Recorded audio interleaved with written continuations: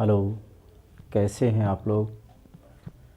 आप सभी का भानुजी एकेडमी में स्वागत है। आज मैं आपको एग्ज़ाम पैटर्न यानी परीक्षा पर आधारित प्रश्न को बताऊंगा और ये आगामी पेपर में आपके लिए बहुत ही रामबाण साबित होंगे। इसी आधार पर आपका पेपर पूछता है, तो इस पैटर्न को पढ़ेंगे और इससे संबंधित जो भी प्रश्न होंगे उसको हल करने का प्रयास करेंगे। यहाँ पर कोई भी चीज़ जो है रटना नहीं है, केवल समझना है और कम से कम समय में हल करने का प्रयास किया जाएगा। तो आइए, आपके लिए 5 प्रश्न आज इस वीडियो में चुन करके लाया हूँ और निश्चित रूप से ये 5 प्रश्न आपके परीक्षा से एकदम संबंधित हैं और इसी आधार पर पूछता है, इससे बाहर से नहीं पूछता है। कुछ प्रश्न आप लोग करते क्या हैं कि देखे देखे छोड़ने के चक्कर में पड़ जाते हैं, और जिन प्रश्नों को आप छोड़ने के चक्कर में पड़ते हैं उनको यदि सॉल्व करें तो निश्चित रूप से आप मेरिट में आएंगे। तो इन्हीं प्रश्नों को आप छोड़ेंगे नहीं, हल करेंगे। इसके लिए रामबाण दवाई मैं दूंगा। और आइए चलते हैं, देखते हैं अपने प्रश्न की तरफ, क्योंकि ज़्यादा समय मैं नहीं लूँगा और इसमें कम से कम समय में आपको बताने की कोशिश करूँगा। तो यदि आप मेरे चैनल पर नए हों तो निश्चित रूप से मेरे चैनल को सब्सक्राइब कर लीजिएगा, लाइक कर लीजिएगा और अपने मित्रों दोस्तों से भी सब्सक्राइब और लाइक करवाइएगा, ताकि ऐसे ही वीडियो मैं आगे लेकर आता रहूं। तो चलिए मैं चलता हूं। क्वेश्चन नंबर 1 को देखें आप।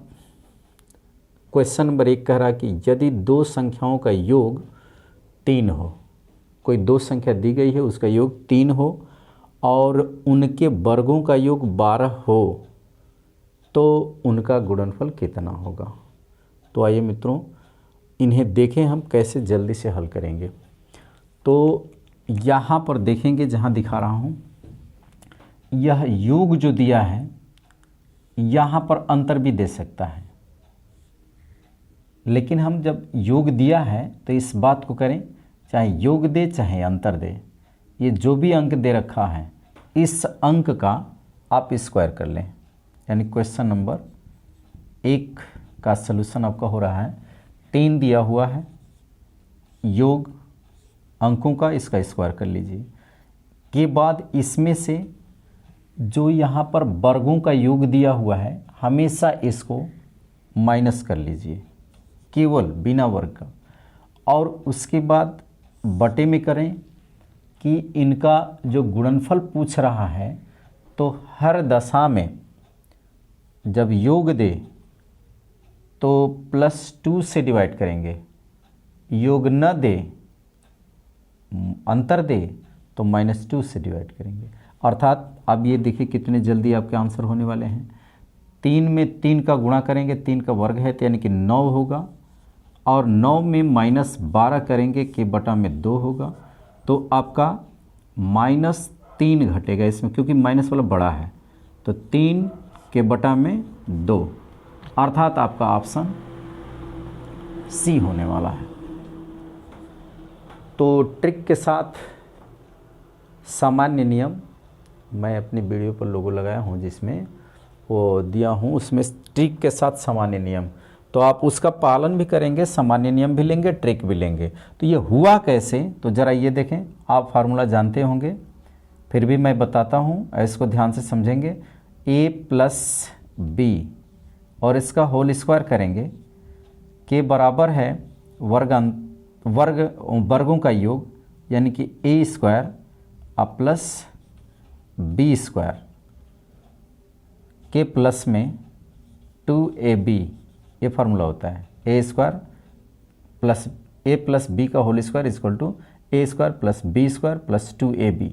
तो इसमें मित्रों देखें, योग यानी कि 3 का क्या वर्ग, और उसके बाद बराबर दिया हुआ है तो a² प्लस b² यानी वर्गों का योग, तो वर्गों का योग 12 होगा यहाँ पर, और इधर जाएगा तो क्या होगा, माइनस होगा, यानी कि यहाँ पर 3 का वर्ग कर दें और यहाँ पर 12 कर दें, के बराबर 2ab कर दें, 2ab, तो यहाँ पर 3 तिलिक 9 हो जाएगा, माइनस का ये 12 हो जाएगा, के बराबर में ये 2ab हो जाएगा। उस पीरियड में आपका ये -3 बचेगा, के बटे में ये 2 आ जाएगा, के बराबर में ab हो जाएगा, और ab इसका क्या है, गुणनफल है।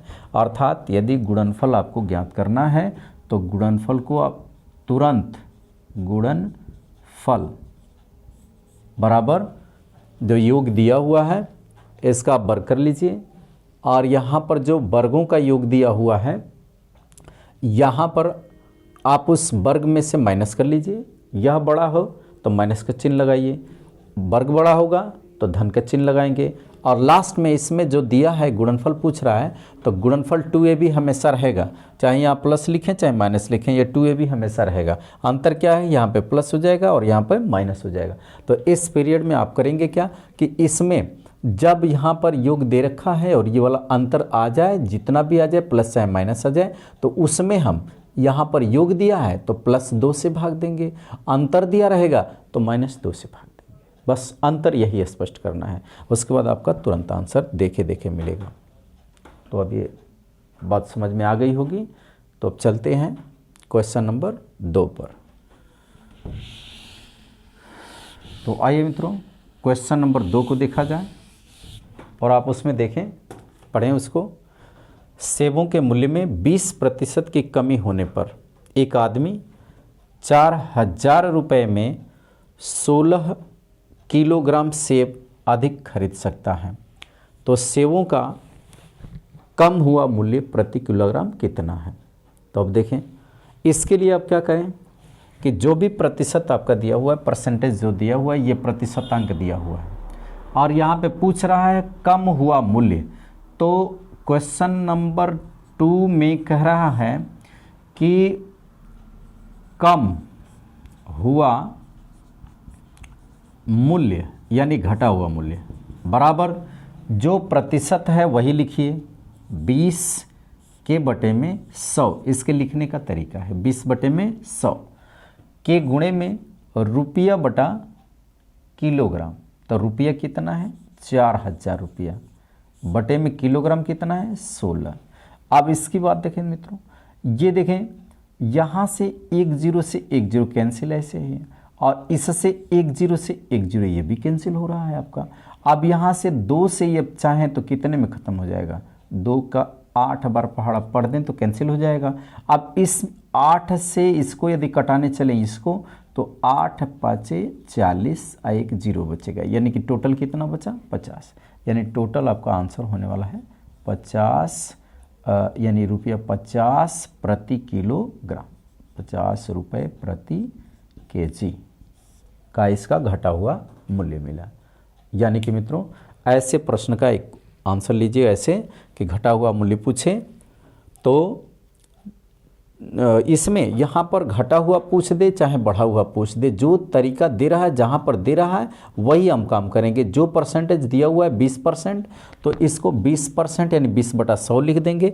20/100 को हम 1/5 भी लिखते हैं, ज़रा देखिएगा 1/5 भी लिख सकते हैं। के गुणे में जो किलोग्राम, ये देखिए रुपया दिया हुआ है तो रुपया यानी कि 4000 के बटा में किलोग्राम कितना दिया हुआ है, 16। तो जो भी दिया है रुपया बटा किलो। अब इसमें हम क्या कर लेंगे, इसके लिए भाग देंगे, तो यहाँ से भी देखें इससे कटाएंगे तो ये 5 से 8 बार में कटेगा, यानी 800 हुआ। तो 800 से ये देखेंगे यहाँ पर ये 16 से काटेंगे तो 16 5 80 यानी 50। जैसे भी आप हल करेंगे आपका वही आंसर आने वाला है, यानी 50 रुपया प्रति किलोग्राम।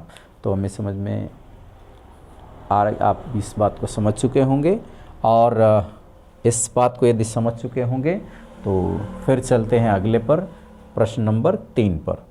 तो आते हैं मित्रों प्रश्न नंबर 3, और इसमें प्रश्न नंबर 3 क्या कह रहा है इसको पढ़ा जाए और तब समझा जाए। कम से कम समय में हल करने की कोशिश करेंगे हम लोग। तो इसमें कम से कम समय में हल करने की कोशिश करेंगे, तो इसमें यही आपको मिलेगा कि ज़रा यहाँ देखें, किसी विद्यालय में लड़कों तथा लड़कियों की संख्याओं में 5 संबंधित 3 का अनुपात था। किसी विद्यालय में लड़के और लड़कियों की संख्याओं का अनुपात क्या है मित्रों, तो 5 संबंधित 3, ये बॉयज़ हैं और ये गर्ल्स हैं।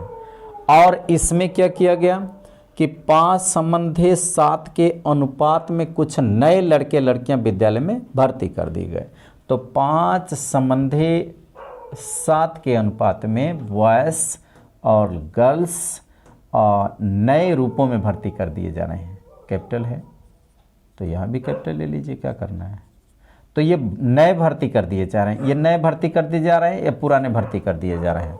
तो यहाँ से हम ये देखें कि इनमें क्या हो जा रहा है। देखिए अनुपात, नए लड़के लड़कियों का विद्यालय में भर्ती किए गए, इससे विद्यालय में विद्यार्थियों की कुल संख्या 1200 हो जाती है।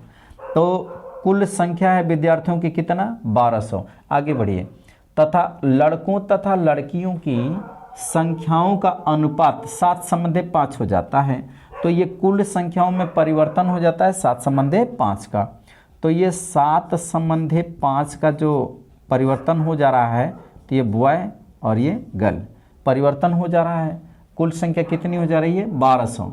तो अब पूछ रहा है कि नई भर्ती से पहले विद्यालय में विद्यार्थियों की संख्या कितनी थी। तो एक हो जाएगी पुरानी भर्ती और एक हो जाएगी नई भर्ती। तो अब यहाँ पर जरा देखें कि बॉय बॉय बॉय तीनों में है।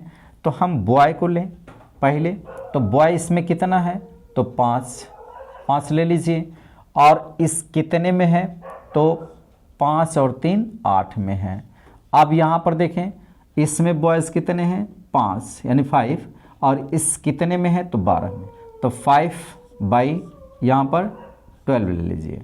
अब यहाँ पर देखें यह कितने में है, तो 12 में कितना है, तो 7।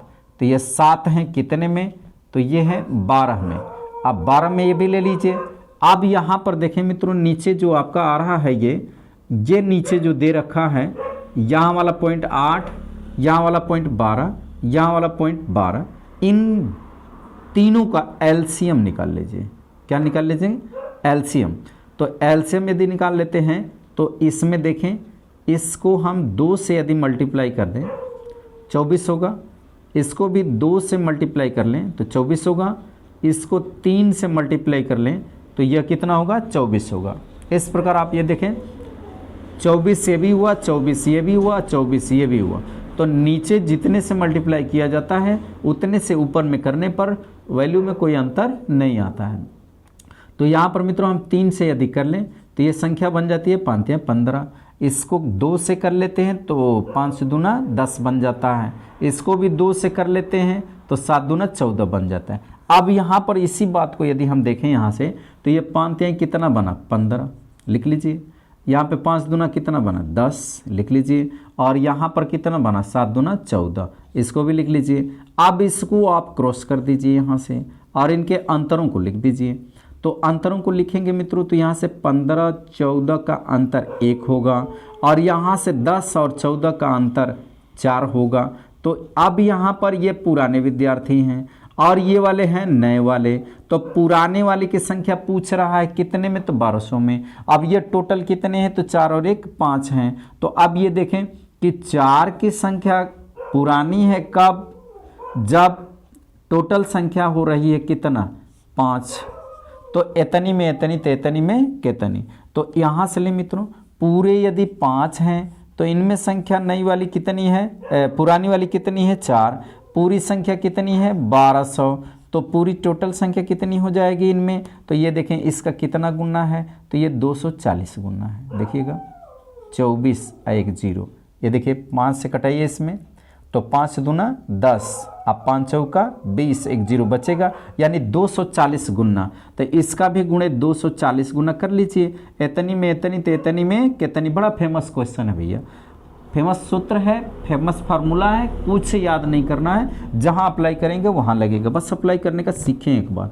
देखिए इतनी में इतनी तो इतनी में कितनी, यानी कि यहाँ पे हम 5 का ये 24 यानी 240 गुना किए तो 1200 हो जाएगा। क्लियर। तो यहाँ पर हम 4 का भी 240 गुना करें तो 24 चौका 96 और 1 0 लगा देंगे, यानी कितना होने वाला है मित्रों, 960। यानी आपका आंसर होगा 960 वाला आंसर होगा आपका यहाँ पर। तो यहाँ पर 960 आंसर हुआ। इसके पहले वाला आंसर आपका क्या मिला था, 50 रुपया, उसको भी लगा लीजिए।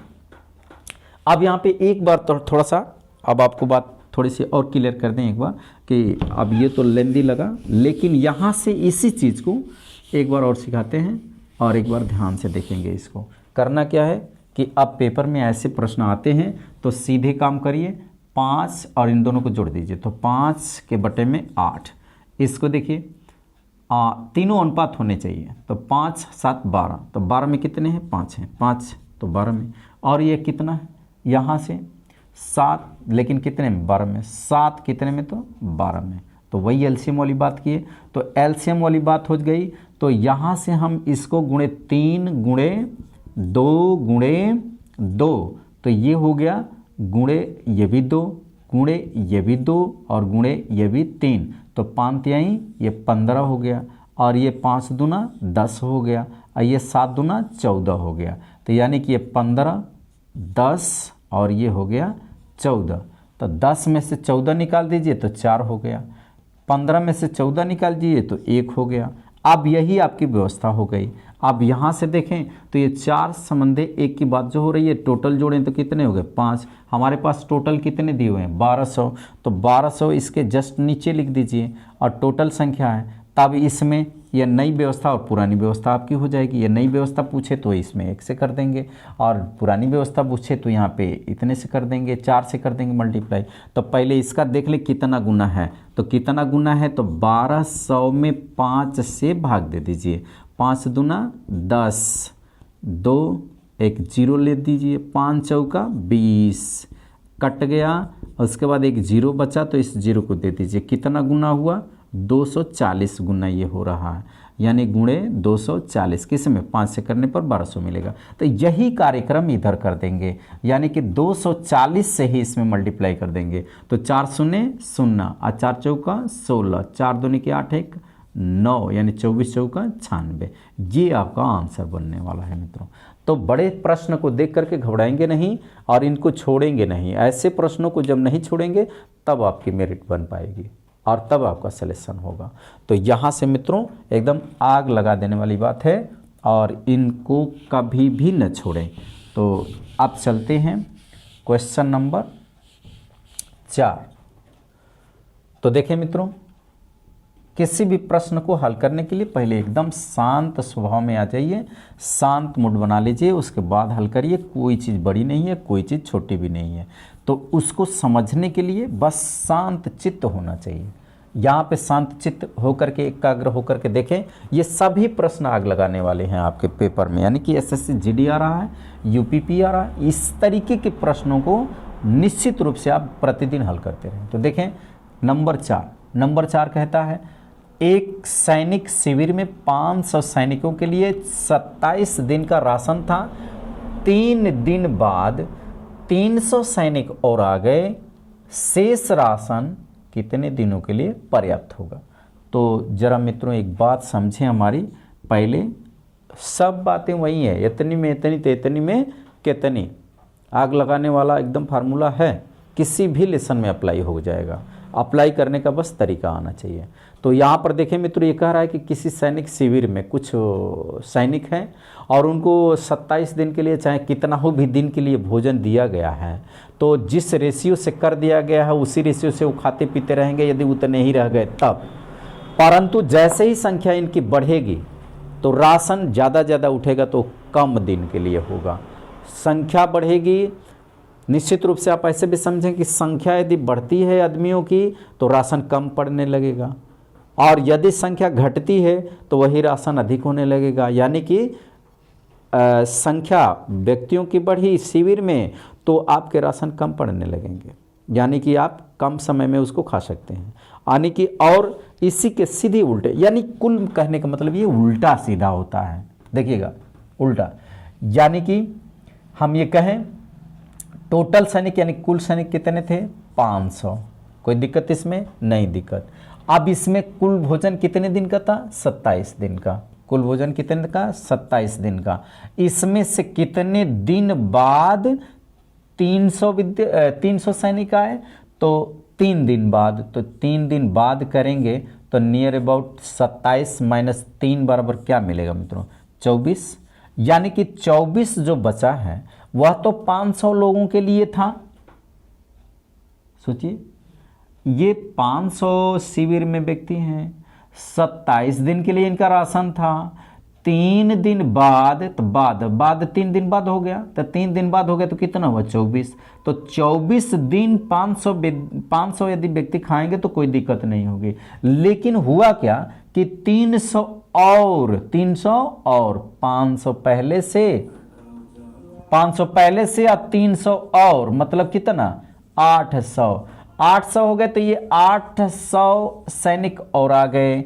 तो देखिए वही वो 800 सैनिक और आ गए। अब तो इसमें वो बात बन गई ना कि अब यह कितने दिनों के लिए भोजन पर्याप्त है। तो सीधे सीधे अब बात आ जाइए, इसको जान लिए तो इसको मिटा दीजिए, यहाँ से हटा दीजिए। अब हटा दीजिए तो अब आपकी बात हो गई कि इतनी में इतनी, तो इतनी में कितनी। तो आज ये देखेंगे इसमें थोड़ा सा अंतर क्या है कि ये उल्टा चीज़ होता है। जो चीज़ 500 आदमी 24 दिन में खाएंगे तो एक आदमी को दिया जाए खाने के लिए तो बहुत ज़्यादा दिनों में खाएगा। लेकिन यही चीज़ यदि अधिक लोगों के लिए दिया जाए तो कम समय में खाएंगे। तो यहाँ पे आदमी हो गए अधिक, राशन है वही, तो यहाँ पे कम समय लगेगा, यानी कम समय में खा लेंगे। तो कम कब आता है, जब इसके पहले वाले में बताए थे, पहली वाली वीडियो में बताए थे कि कम से भाग देते हैं तो आंसर ज़्यादा आता है, ज़्यादा से भाग देते हैं किसी संख्या में तो आंसर कम आता है। तो यहाँ पे हम कम चाहिए। तो अब यहाँ पे कम के लिए क्या करेंगे मित्रों कि सीधे सीधे ब्रैकेट देके गुणे ये वाला जो 24 बचा है, इस 24 को यहाँ पे गुणा कर देंगे। अब आपका बात खत्म। तो देखिएगा 00 से 00 कैंसिल, 8 तरीका 24, तो 5 तिहाई 15 दिन होने वाले हैं आपके। देखिएगा 15 दिन में ये पूरा राशन क्या हो जाएगा, समाप्त हो जाएगा। इसी को ऐसे भी करते हैं कि यहाँ पर मान लीजिए कि दिन की संख्या दे दे, यहाँ पर दे दे सैनिक और यहाँ पर दे दे दिन। तो ये होता है कि 500 सैनिक हैं तो उनके लिए 24 दिन का भोजन है। अब यही चीज़ यदि 800 सैनिकों की बात करी जाए तो कितने दिन के लिए होगा, तो x दिन के लिए होगा। तो यह हमेशा नीचे की ओर तीर रहती है और इसमें हमें तय करना होता है कि 500 सैनिक 24 दिन तक खाएंगे, तो 800 सैनिक हो जाएं तो कितने दिन में खाएंगे, तो कम दिन में न खा के समाप्त करेंगे। तो ये कम दिन में, यानी कि हमें क्या चाहिए, यहाँ पर दिन की संख्या हमारी कम हो जाती है। तो यहाँ पर हम पोजीशन करें यदि, तो हमें कम की तरफ तीर ले जाना पड़ेगा। अब कम की तरफ जब तीर ले जाएंगे, उल्टा संबंध हो गया ना, तो यहाँ पर क्या होगा कि इसमें देखिएगा ये हमेशा तीर का नुकीला भाग जिधर होता है हमेशा उसको हम अंश में लिखते हैं, यानी कि नोमरेटर में अंश ऊपर। तो x के बटा में कितना हो गया 24, u बराबर किसके हो गया, ये देखिएगा 500 के बटा में कितना हुआ 800। तो ये देखें यहाँ से कि ये 00 से कैंसिल हो जाते हैं, ये 00 से 00 कैंसिल हो गए, तो ये 5/8 बचा। अब यहाँ पे हम ये देखते हैं कि इसका ये कितना गुना है, देखिएगा ऐसे ही उस वीडियो में भी बताए थे। तो 8 तरीका 24, 3 गुना है ना, तो 5 का 3 गुना कर दीजिए, 5 तिहाई 15, यानी कितना हुआ 15 दिन के लिए है भोजन। अब ऐसे नहीं आता है तो ऐसे कर लीजिए, नदिया एक घाट बहुतेरे, इसी को कहते हैं मित्रों। तो नदिया एक और घाट बहुतेरे, एक ही सवाल रहेगा लेकिन कई तरीके से हल किया जा सकता है। अब यहाँ पे हम बात कर लेते हैं x बटे का 24 है के बराबर करते हैं कि 500 के बटे में कितना 800, तो इसको क्रॉस गुणा कर लें, क्रॉस मल्टीप्लाई कर लें, गुणा कर लें, तो इसमें से हो जाएगा 800x के बराबर में 24 गुणे 500। गुणा नहीं करेंगे क्योंकि बाद में फिर कटाना है, यही बात उसमें भी बताए थे। 24 गुणे 500 के बटे में आ जाइए मित्रों 800। अब 800 00 कैंसिल, 8 तरीका 24 और 3 पाँचे का 15 दिन। तो इसमें कोई घबराना नहीं मित्रों, आराम से सीखना है और सीखते हुए ऐसे प्रश्न यदि आ जाए तो उनको छोड़ के ना आइएगा, निश्चित रूप से आपका सिलेक्शन होना ही है। तो आते हैं आप अगले प्रश्न पर, और आपका अगला प्रश्न कह रहा है मित्रों क्वेश्चन नंबर 5, लास्टवा क्वेश्चन। तो इसमें आपका चौथे में आंसर हुआ डी ऑप्शन, सॉरी आपका डी ऑप्शन सही है। तो इस प्रकार इसमें देखें मित्रों, आप क्वेश्चन नंबर 5 क्या कह रहा है, तो क्वेश्चन नंबर 5 में चलते हैं और इसमें देखें ये कह रहा है कि एक आयताकार मैदान, ये आयताकार एक मैदान है। तो आयत मतलब जिसकी लंबाई और चौड़ाई अलग अलग हों और आमने सामने की भुजा जो है बराबर हो, 90 अंश का प्रत्येक का कोण बनता हो और इसमें 4 भुजा 4 कोण हो, तो इस प्रकार से यह एक आयत हो जाता है। इस आयत में यह भुजा L तो यह भुजा B, लेंथ और ब्रेथ, लंबाई और चौड़ाई। तो इसमें कह रहा है कि मैदान का परिमाप 480 इसका परिमाप दे रखा है। तो 480 परिमाप हो गया। इसकी लंबाई तथा चौड़ाई का अनुपात 5:3 है। ये 5 और 3 नहीं है, 5:3 है। तो मित्रों यहाँ सीखें थोड़ा सा, 5:3 का मतलब कि L और यह B, परंतु इसमें L ये देखिए रेशियो यानी अनुपात दे दिया है। तो अनुपात यानी कि कोई न कोई इसमें कॉमन अंक है जिसकी वजह से कट के इतने आए हैं, मूल रूप में नहीं है। उसी कॉमन अंक को लेते हुए गुणा कर दें तो हमने मूल रूप में आ जाएंगे। तो यहाँ पे हम पहले बात कर लें कि ये दिया हुआ है यहाँ पर कि लंबाई और चौड़ाई का अनुपात 5:3 है। मैदान का क्षेत्रफल ज्ञात कीजिए। तो मित्रों एक बात समझें, यहाँ परिमाप, तो ये परिमाप कहता है कि परिमाप तो देखिएगा जरा सा एक बात थोड़ा सा उसको खींच के रखें, परि और उसके बाद माप। तो परि मने चारों ओर, माप मने माप दीजिए, यानी कोई भी खेत हो किसी भी तरीके का हो। यहाँ तो आयताकार दिया है, यदि वर्ग भी है, त्रिभुज भी है, कुछ भी है, तो परिमाप मतलब उसके चारों तरफ की माप, यानी कि उसको चारों तरफ जितना दिया है उसको जोड़ दीजिए, बस वही उसका परिमाप हो जाता है। तो यहाँ पर मित्रों हम देखें कि आमने सामने की भुजा जब बराबर होती है तो L बराबर B बराबर, तो 2 B है, 2 L है, इसी का हो जाता है 2 कोष्ठ में L प्लस B, इसका परिमाप हो जाता है, जो कि आपको कितना दिया है 480। तो यहाँ पर हम 480 लिख दें के बराबर कितना 2 कोष्ठ में L प्लस B ये लिख देते हैं। तो इनका अनुपातिक मान देखिए कितना दिया हुआ है, 5:3 दिया हुआ है। तो यहाँ पर 480 के बटे में 2 के बराबर, यहाँ पर यदि देखें कि 5x, मान लीजिए कि वो कॉमन चीज कौन है, x है, 5x धन 3x, तब यहाँ पे बनेगा, ये काट लीजिए तो ये कितना बनता है 240 के बराबर है, 5×3 8x, और यहाँ पे डायरेक्टली कर सकते हैं, इसको इससे काट सकते हैं। तो 8×3 = 24, यानी 30 बराबर किसके है, x के। तो अब 30 बराबर x के हैं, तो रियल आपकी लंबाई और रियल चौड़ाई हो गई कि गुणे 30 और ये भी गुणे 30। तो ये रियल लंबाई और रियल चौड़ाई है। तो 5×3 15 यानी 150, और ये 3×3 9 यानी 90, यानी कि इनकी लंबाई हो गई 150 यानी 150 और चौड़ाई हो गई 90। तो अब पूछ रहा है कि उस मैदान का क्षेत्रफल ज्ञात कीजिए। तो क्षेत्रफल का होता है मित्रों, क्षेत्रफल बराबर लंबाई गुणे चौड़ाई, लंबाई गुणे चौड़ाई, तो बराबर 150 गुणे 90। तो 00 इसमें देख लीजिए मिल रहा है। अब 15 का पहाड़ा 9 बार पढ़ दीजिए, तो 15×9 = 135, यानी कि 135 यानी कि 13,500 वर्ग मीटर इसका आपका आंसर होने वाला है मित्रों। तो इसमें देखें ऑप्शन नंबर सी सही है आपका। तो मित्रों इतना दूर न जाने की ज़रूरत है, जब ऐसे आए तो आप याद रखें, फार्मूला तो याद रखेंगे, मन में याद रखिए लंबाई गुणे चौड़ाई। अब परिमाप कितना है 2 कोष्ठ में L प्लस B, यानी कि लंबाई धन चौड़ाई। तो आप इसमें क्या करें कि यदि आपका परिमाप दिया हुआ है तो परिमाप को यदि आधा तुरंत कर देते हैं, बस समझिए इस बात को, कहना क्या चाहते हैं, कम समय में कैसे होगा। देखिए ये परिमाप दिया है तो डायरेक्टली आपका L प्लस B बराबर इसका आधा, यानी कि 240 L प्लस B हो गया। अब इसमें अनुपात देखें कितना दिया हुआ है, 5 और 3 का दिया हुआ है, तो 5 और 3 8 हो जाएगा। तो सोचे जरा कि यदि टोटल आ गया, फिर से वही आ गया है, एतनी में एतनी तो एतनी में केतनी, बहुत ज़बरदस्त फार्मूला है ये, किसी में भी अप्लाई हो जाएगा। देखिए ये कहने का नहीं है, अप्लाई करके देखिए, एक बड़ा आनंद आएगा और उस पीरियड में आपके मैथ एकदम छूमंतर हो जाएंगे। उसके बाद से कहना भूल जाएंगे कि हमको मैथ नहीं आती है, तब कहने लगेंगे पक्का मुझे मैथ आती है। तो देखेंगे मित्रों इसमें एकदम पॉइंट बनाइए, यहाँ पे देखें कि 5 की लंबाई है, 3 की चौड़ाई है, तो टोटल योग लंबाई और चौड़ाई का कितना है 8 है। बोलिएगा, न समझ में आए तो फिर बताएंगे। ये देखिए है ना इतना, और ये लंबाई है और ये वाला चौड़ाई है, तो टोटल योग इनका कितना है, यानी कि L प्लस B कितना है 8 है। तो जो दिया है उसी के नीचे उसको लिखिए। तो L प्लस बी कितना दिया है 240 निकल के आया, बराबर तुलना करिए, इसमें कंपेयर करिए, 8 का कितना गुना है 30 गुना, 8 का इसमें भी कर दीजिए कितना गुना 30 गुना, 8 का इसमें भी 3 का 30 गुना, 5 का भी 30 गुना कर लीजिए। अब एकदम पक्का आपकी लंबाई और चौड़ाई मिल गई आपकी, देखिए लंबाई और चौड़ाई यहाँ पर मिल गई।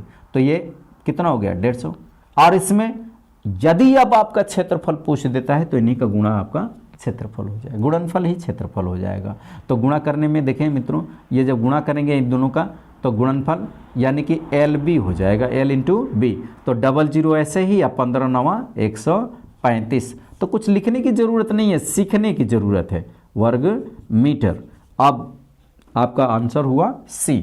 इस प्रकार मेरे मित्रों आप समझें, आपके लिए पांचों क्वेश्चन बहुत ही फायदेमंद होंगे। आने वाली SSC GD की परीक्षा आ रही है और इसमें आप लोग इन प्रश्नों को विशेष रूप से हल करें और इस पर आधारित प्रश्न भी हल करते रहें। निश्चित रूप से आपको सफलता मिलेगी और यह मेरी शुभकामना रहेगी कि आप सभी सफल हों। और मेरे वीडियो पर नए हों तो वीडियो को एक बार लाइक और सब्सक्राइब ज़रूर करें, ताकि ऐसे ही वीडियो मैं फिर से लाता रहूं और ट्रिक पर भी ट्रिक आपको बताता रहूं। ट्रिक में भी ट्रिक है, आपको भी ठीक है, हमको भी ठीक है। तो अंत समय तक वीडियो देखने के लिए धन्यवाद।